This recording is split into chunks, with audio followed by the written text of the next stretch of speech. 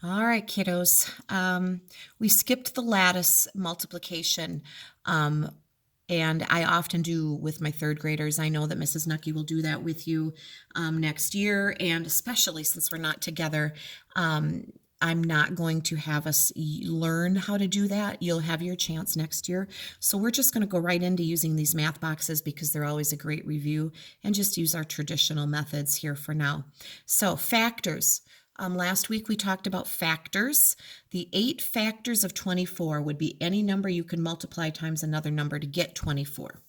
So 24 times 1 equals 24.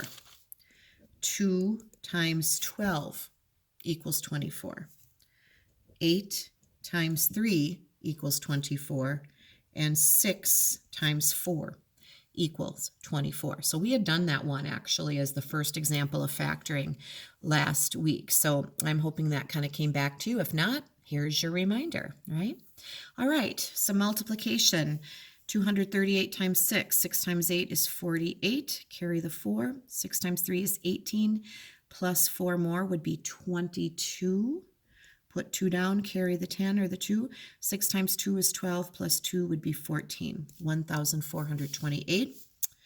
5 times 4 is 20. Put the 0 down, carry the 2. 5 times 7 is 35, plus 2 would be 37. 5 times 5 is 25, plus 3 is 28. 2,870. Easy peasy, right? All right, looks like we're doing some sharing. 17 books in all, 3 books per shelf. How many shelves? Oh, 17 books, 3 books. 3 times what is close to 17? 3 times 5 is 15, but that doesn't give us enough books. That would be 5 shelves. 3 times 6 would be 18. I think we have to do that, don't we? Well, now it says how many books are left over. How many shelves? Well, you could say 3 times 5 is 15.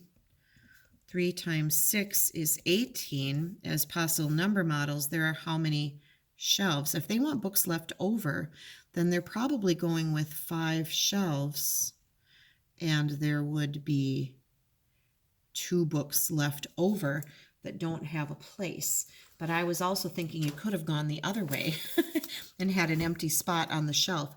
I was thinking about that differently, and I'm just looking to see what they were thinking, just because, yeah, they went with 5 and 2, so they went with leftover book. All right, leftover books.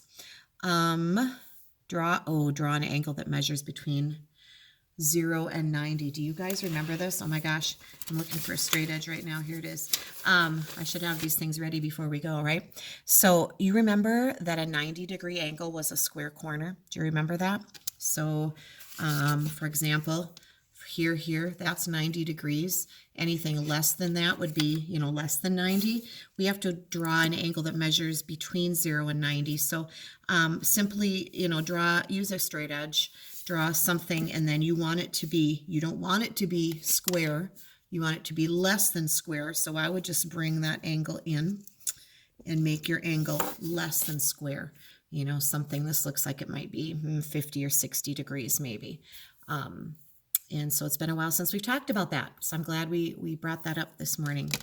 All right, this shape is we could call it a star. That's what we want to stay, right? Now, you aren't going to remember this.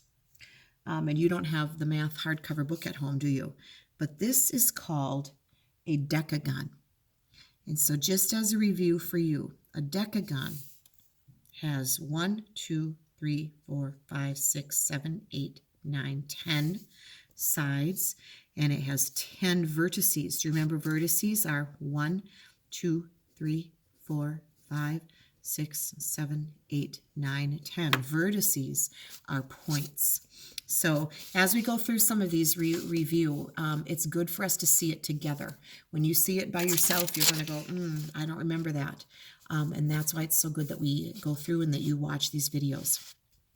All right, what is the median number of hours that children sleep each night. I might need some paper out for this one. Median, if you will remember, is the middle number in our data if we put all of the data in order. Now, the median number of hours that children sleep. Well, they've got some children sleep 8. Looks like the most children sleep 9. That would be the mode in our data. 10, and then there's a child that sleeps 11 in this set of data. So here's what I would do. I'm going to scoot this up. I would put 4 8s. 8, 8, 8, 8. We had 4 kids sleep 8 hours. We have 9 kids sleeping 9 hours. So 1, 2, 3, 4, 5, 6, 7, 8, 9. 4 kids sleeping 10 hours and 1 child sleeping 11. There is my data. Now finding the middle of it, if you just had to go boom, there's the middle, you'd go to 9. But just a reminder on how we did this year. We would start on either edge of our data and work our way in, right? So if we work our way to the middle by crossing out from either end, which is the method we worked on all year, you can easily see we're landing on 9 as the median. And so there's another good reminder for us. And it's good for me too to see these things again. So I hope you did all right on most of these today. And if not, there's a good chance to review. Thank you.